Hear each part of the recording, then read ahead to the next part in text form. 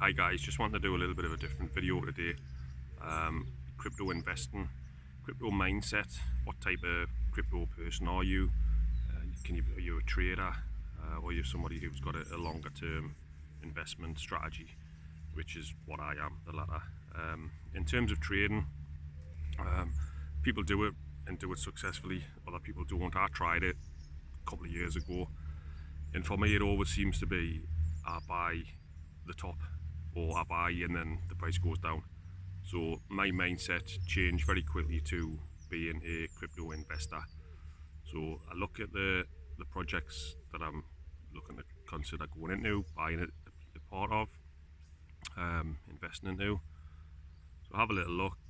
There's all sorts of things you can do to check the project out. So you can look at the socials, you should look at the white paper, you can look at the team, if there's a docs team, which is if on their website the guys who are running the project have named themselves. You can then check them back through LinkedIn and just try and get a bit of a track history of them. Do your research. When you hear people saying do your own research, it's that kind of thing. You're looking into something. You don't just want to blindly put your money into things or blindly follow a or any YouTuber and blindly just put your money in where they go. I mean, you can do, but if it then fails, you've got no one but yourself to blame for the fact that you didn't look into it and sort of check it out for yourself. So again, though, with crypto projects, sometimes there aren't any teams, so it's faceless. That can be a bit more risky because there's nobody sort of behind the project that you can visibly see. However, if the project has still got lots going for it, it's sometimes worth a risk worth taking. It depends on everyone's individual risk tolerance and the appetite to risk. It's the same with all sorts of investing. Even in the stock market, I've got some global index trackers that track I'd say over 7,000 different companies within the one particular fund that I buy. And the risk tolerance to that is it's a higher risk because a lot of it is just equity based investment, so it's just shares within those companies. So there's no bonds, there's no things that are traditionally more stable if the markets sort of have a massive black swan event, for example. But I'm happy with that insofar as, look, there's over 7,000, so a few of them could fall off the cliff, go bust, go out of business, whatever really. It doesn't matter so much because the other 6,500 or 6,900 or whatever it is, some of them will outperform what they were expecting to do really, really well. Some of them will perform like a little bit. So it all sort of balances itself out like that, and you can generally expect to get something like about a 10% return a year, or that's kind of what I aim for in the investments I've got in the stock market. Crypto is like the complete Wild West compared to that. 10% is, you can get 10% in 30 seconds basically, but obviously it can be more risky, or not, depending on where you look and what you're doing and what sort of projects you're going for, and like I say, whether the teams are doxed and those kinds of things. So yeah, there's a couple of different ways of doing it. You can be a trader, like I say, that didn't end well for me, didn't work well for me. Not fabulous with sort of looking at TA and all those sorts of things. I know some people are, so I would never knock it. Absolutely good on them if they're doing well and they're making a living out of it, or making a side hustle out of it. Absolutely fabulous. My strategy is long-term investing. So I buy the project, I buy into the project, and I just basically wait.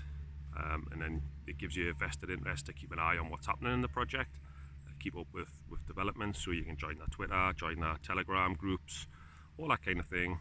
And it's interesting to sort of have a look and see how things are developing along, and see what new ideas they've got and what way they're going.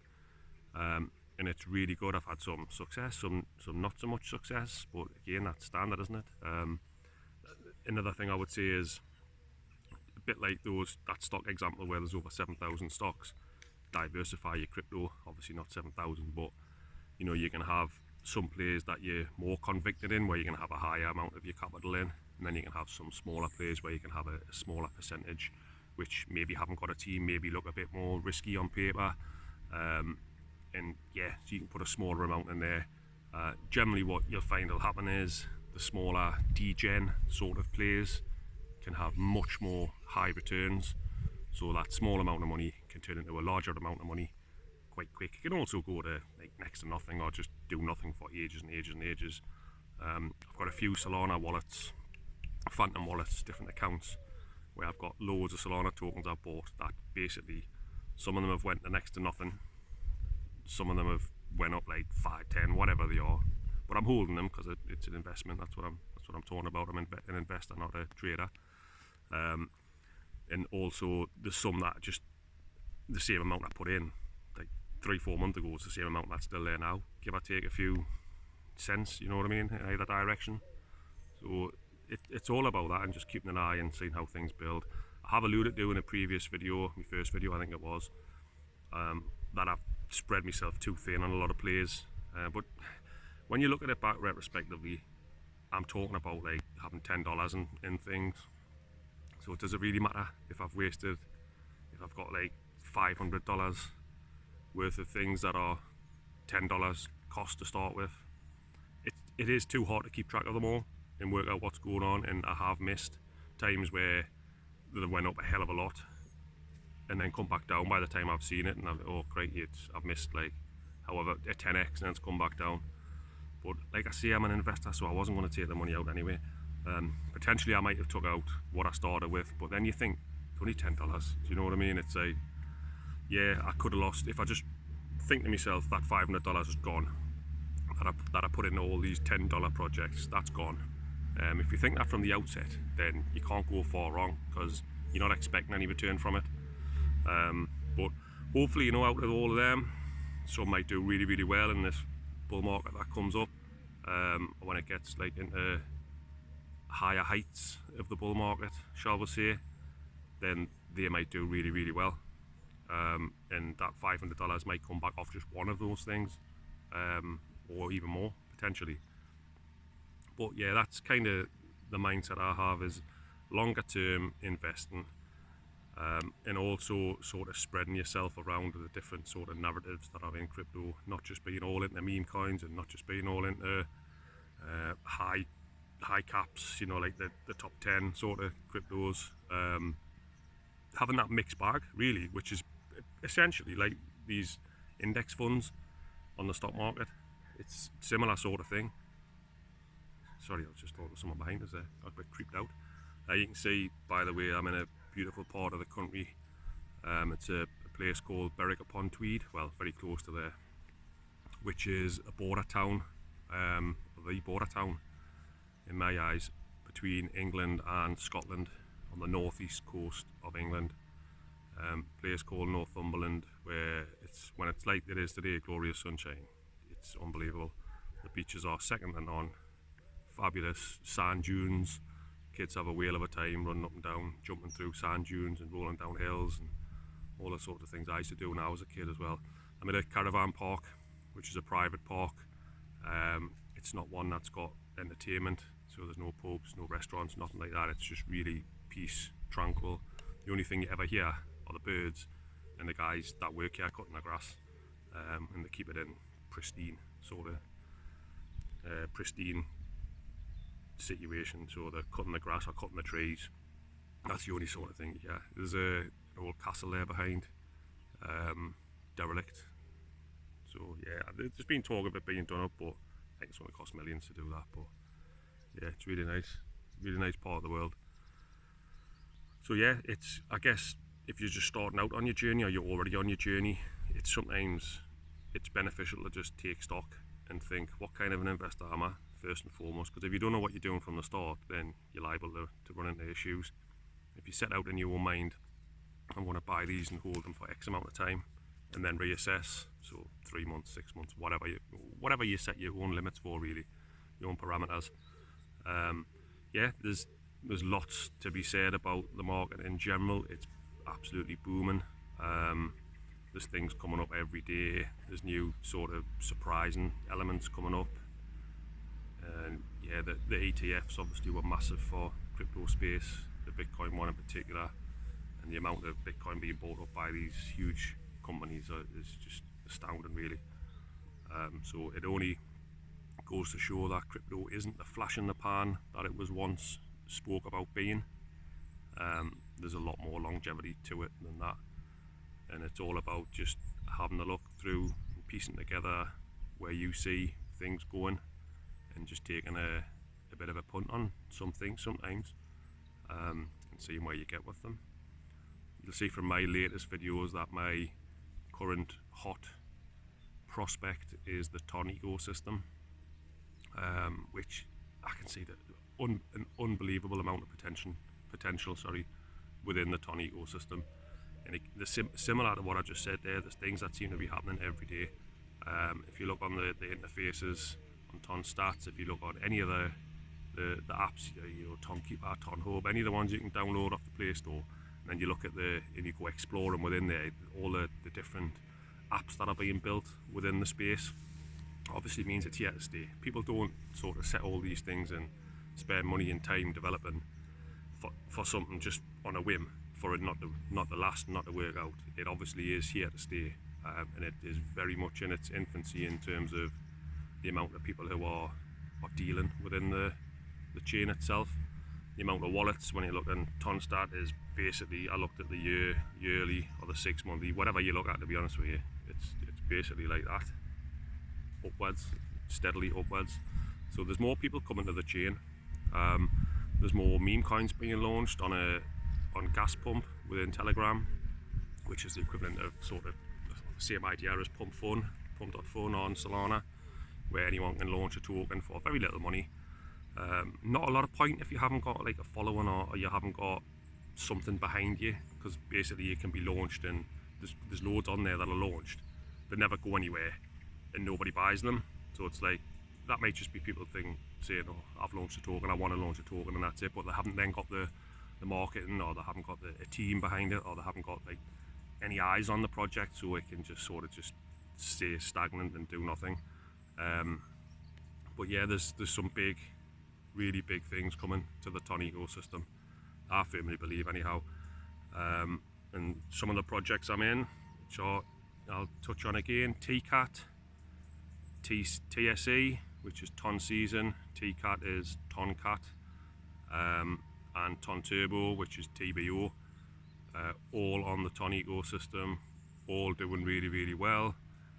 Every now and again you get some murmurings on the telegrams of people seem to be a little bit unhappy that the progress maybe isn't as fast as what they would think, or what they would like. But again, this is crypto, this is investing, they sound like they may be the people who are just looking to make a quick buck, flip it, make a quick buck and get out and go somewhere else, like your Solana ones where they go hugely up and then back down again inevitably.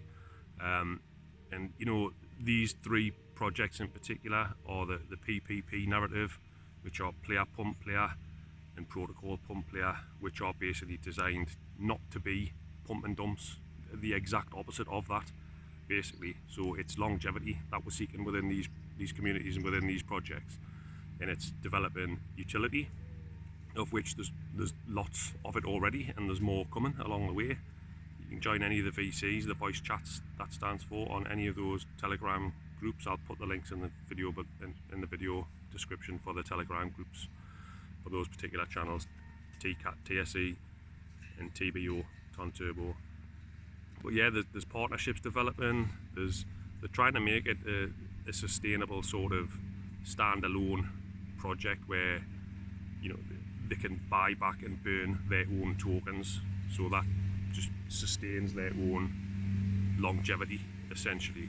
And that, coupled with new users coming on board and purchasing the tokens, will obviously drive the price up. The community have got a solid core base of PPP like-minded, like me, members within the community who are buy and hold, invest and hold. What I've been talking about in this video, you invest and hold. You could have yourself, and I'm not saying it's the new Bitcoin by any stretch, but how many people out there have got hard luck stories about, I had 100 Bitcoin back in 2011 and I sold them for $2,000, $5,000, and they'd be millions now. Do you know what I mean? It's that kind of, if you have a longer vision then that's where you can go with these things. And what I would stress to everybody is this isn't financial advice. Please don't take anything that I'm saying as financial advice. And please, if you do invest in anything, do not invest what you're not prepared to just sort of toss aside, give away, essentially.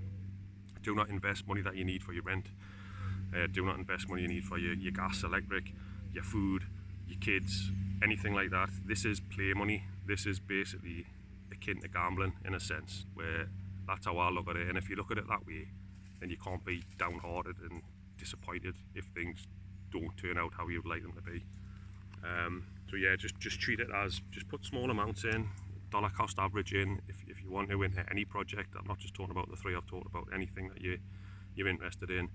If you dollar cost average in, that'll get rid of or it'll diminish the amount of volatility.